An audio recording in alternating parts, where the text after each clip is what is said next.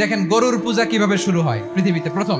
বনি ইসরায়েলের এক দুষ্ট লোক ছিল, নাম সামিরি। সে সবাইরে বলল তোমাদের স্বর্ণগুলো ফালাও। স্বর্ণগুলো ফেললো, বনি ইসরায়েলের স্বর্ণগুলোকে গলিয়ে গরুর বাচ্চা বানালো, গোবৎস।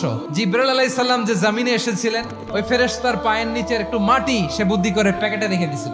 স্বর্ণ দিয়ে বানানো গোবৎস গরুর বাচ্চার গায়ে যখন সেই মাটি ছুঁড়ে দেয়া হলো, এখন বাছুরের ভেতর থেকে ভ্যাঁ ভ্যাঁ আওয়াজ আসতেছে। কি আসতেছে?